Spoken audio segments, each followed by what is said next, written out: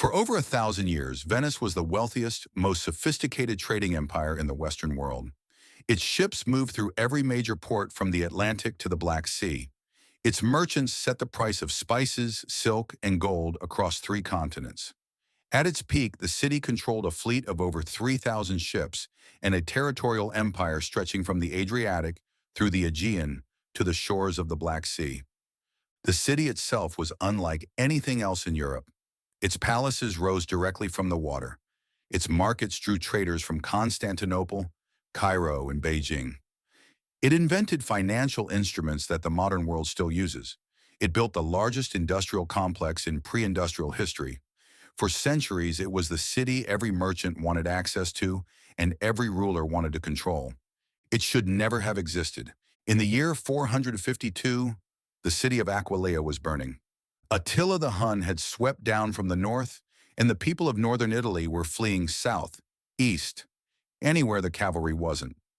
A wave of Roman citizens abandoned their cities and waded out into the shallow marshes of the Adriatic coast. These were not adventurers. They were not conquerors with a plan. They were terrified people with nowhere else to go.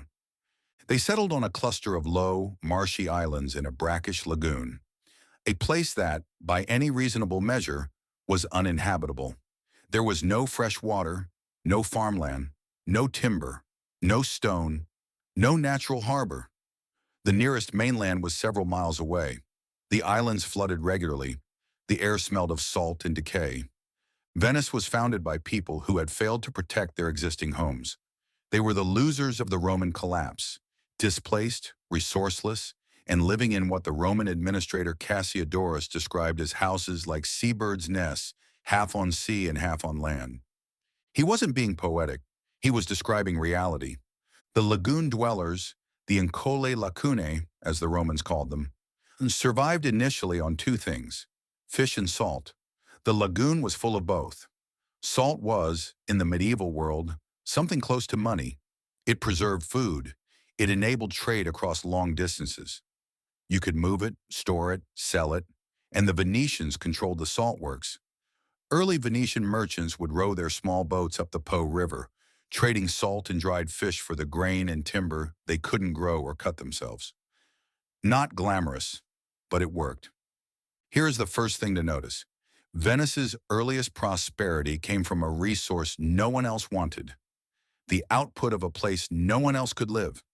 The lagoon wasn't a liability. It was, in disguise, an asset, because the people who had invaded northern Italy and burned Aquileia were cavalry armies. And cavalry armies cannot cross shallow, shifting tidal flats. The very things that made the lagoon nearly impossible to build on made it nearly impossible to attack. Constraint had created safety. Safety had created time.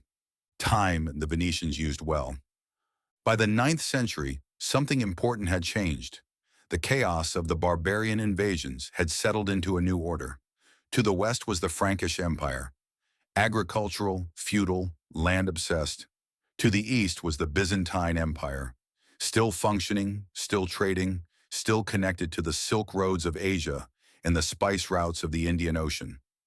Venice sat exactly between them, not metaphorically, literally geographically, at the point where the Adriatic meets the mouth of the Po River Valley, the natural funnel between northern Europe and the sea. If goods needed to move between the Byzantine East and the Frankish West, there was really only one sensible route, and Venice was on it. Geography had given them a position, but a position is not prosperity, it's an option. What Venice did with that option is where the story gets interesting. In the late 11th century, Venice did something that looks, in retrospect, like a masterstroke, though at the time it was probably just good negotiating. The Byzantine Emperor Alexios needed military help against the Normans, who were pressing on his western borders. He needed ships. Venice had ships. And so Alexios offered the Venetians something extraordinary: the right to trade throughout the entire Byzantine Empire. Duty-free, no tariffs, no taxes, no middlemen fees. Venetian merchants would have access to the ports and markets of Constantinople on better terms than Byzantine merchants themselves. It was as if someone handed you the keys to the world's largest economy and said, "You pay nothing to operate here. Your competitors pay 20%. Within a generation, Venetian merchants had flooded Byzantine ports. They built warehouses and colonies in Constantinople. They sent ships east every season, loaded with timber and iron, and came back with silk, spices, and gold. The profit margins were staggering. Venice didn't just collect the windfall, they reinvested it, specifically into institutions that made future trade even more possible. Around 1104, Venice began constructing what would become the largest industrial complex in pre-industrial Europe, the Arsenal. Covering nearly a sixth of the city's total land area, surrounded by walls 50 feet high, guarded around the clock, the Arsenal was Venice's shipbuilding facility, and it was unlike anything that had existed before. Different sections produced different prefabricated components, masts here, rigging there, oars in another building, hull planks in another. When a ship needed to be assembled, the components came together like pieces of a puzzle. At its peak, the Arsenal could complete a fully outfitted galley in a single day. Visitors came from across Europe just to watch and were stupefied. Dante, who visited in the early 14th century, was so impressed that he used it as the setting for one of the circles of hell in the Inferno. Not as a metaphor for suffering, but as the most dramatic industrial scene he could imagine. This was mass production, 4 centuries before it would appear anywhere else in the world, and the Arsenal was state-owned. Venice's government built it, funded it, managed it, and made its output available to private merchants at negotiated rates. The state was not separate from commerce here. The state was the infrastructure of commerce, but the Arsenal was the machinery. The real engine of Venetian prosperity was something less visible and more ingenious. The colleganza. Here's the problem with long-distance maritime trade in the medieval world. It required enormous amounts of capital to build a ship, hire a crew, purchase goods, and then that capital disappeared over the horizon for months or years. The risks were real. Ships sank, pirates attacked, markets shifted. The merchant who borrowed money to fund a voyage might return to find the lender dead. The lender might fund a voyage whose captain never came back. Venice solved this with a contract that was, essentially, a primitive venture capital agreement. Under the colleganza, a wealthy investor provided capital to a traveling merchant. The merchant took the goods to distant markets, sold them, and returned. If the venture succeeded, profits were split, typically 3/4 to the investor, 1/4 to the merchant. If the ship sank and the merchant survived, the investor bore the loss. The merchant owed nothing beyond his labor. What this meant was that you didn't need to be wealthy to participate in long-distance trade. A young man with skill, energy, and a tolerance for risk could find an investor and sail east.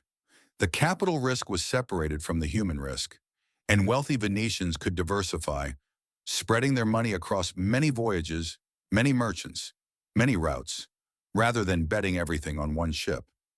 The colleganza was, as economic historians have noted, the direct ancestor of the limited liability company.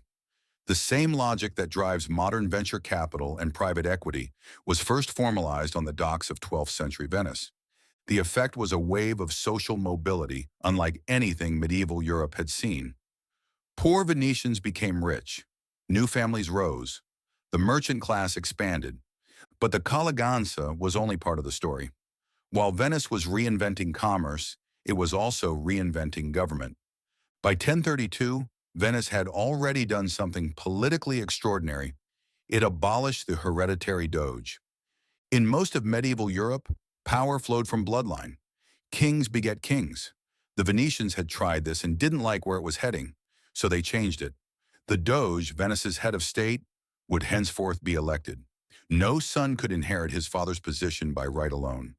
By 1172, they went further, establishing a great council.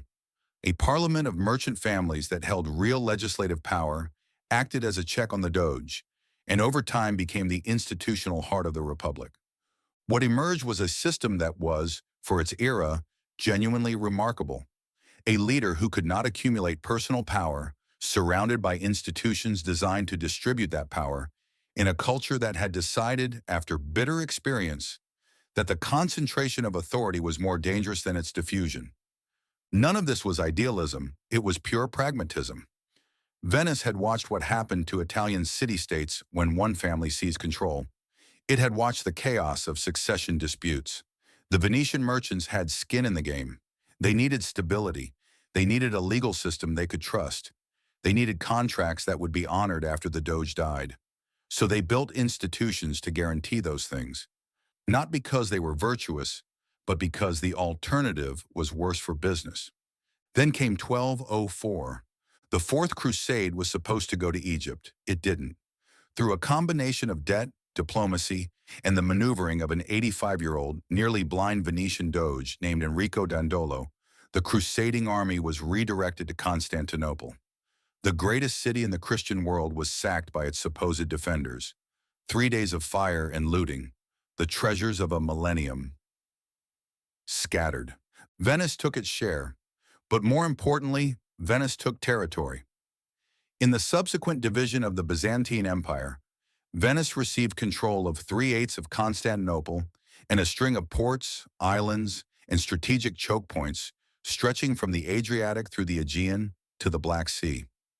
The trade network that had been Venetian commercial life now became a Venetian empire. The city-state of refugees had, in the space of 8 centuries, built the dominant maritime power of the Mediterranean. By the early 15th century, Venice controlled a merchant fleet of perhaps 3,300 ships. Its population was among the 5 largest in Western Europe. The city's wealth was, by any measure, extraordinary. Funded by the spice trade from Asia, the silk trade from China, the grain trade from the Black Sea, and the manufactured goods of its own extraordinary craftsmen. The glass blowers of Murano, the textile workers of the Rialto, the shipwrights of the Arsenal. It was, in every sense, the market to the world.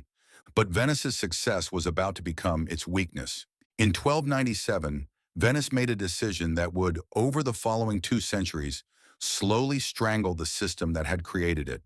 The Great Council closed its doors. Membership, previously open to successful merchant families, was made hereditary. The families already inside wrote their names in a book, the Golden Book, and declared that only their descendants could sit in the council. The political system that had been built on competition and meritocratic ascent became a closed aristocracy. And it didn't stop there. By the 1330s, the economic closure followed. The most lucrative aspects of long-distance trade were progressively restricted to the same noble families. The colleganza, that great equalizer, fell into disuse as the merchant class narrowed. The same families that had risen through an open system now used their power to close it. Economists who have studied this era carefully show a striking pattern. Before 1297, Venice was getting wealthier and more mobile. After 1297, inequality rose and social movement slowed. The families at the top stayed at the top.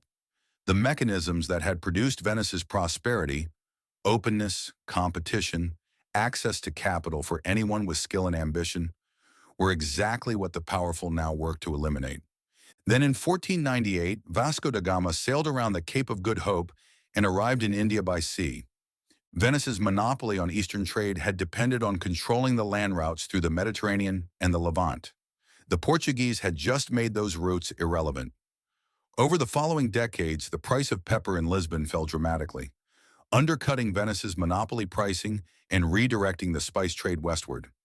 Venice fought back, diplomatically, commercially, militarily. But the geographic advantage that had powered 8 centuries of wealth was, in the end, not enough to overcome the combination of internal rigidity and external displacement. The Republic endured for another 3 centuries after da Gama. It didn't collapse overnight. It adapted somewhat. It survived wars, plagues, and shifting power dynamics, but the trajectory was set. Napoleon ended the Republic of Venice in 1797. Not with a great battle, but with a letter. He simply declared it over, and the Great Council, by then a hollow institution governing a diminished city, voted to dissolve itself. A republic that had survived for 1,100 years ended with a vote. So what do we actually learn from Venice? Venice's rise came from conditions that weren't advantages at all, in any conventional sense. No farmland, no natural resources, no defensible position on solid ground. What the lagoon gave the Venetians was necessity, And from necessity came adaptability, maritime skill, and eventually a geographic position they could exploit. The salt trade funded the spice trade. The spice trade funded the arsenal. The arsenal funded the fleet. The fleet built the empire. Each layer built on the last, but only because the institutions underneath were open enough to let new people in, new ideas through, new mechanisms of capital take hold. And then, the wealthy merchant families who had built Venice used their power to restrict the system that had created them. Venice didn't collapse because of external pressure alone. It began to fail the moment it stopped running the system that had built it. That's the pattern I keep seeing. Across civilizations, across companies, across individual lives. Prosperity is not a state you arrive at and then protect. It's a process. And the moment you optimize for defending what you have rather than continuing to create, you've already begun to decline. Venice was built on a lagoon because it had no choice. What the Venetians did with that constraint, the institutions they built, the contracts they invented, the openness they maintained, that was the real advantage.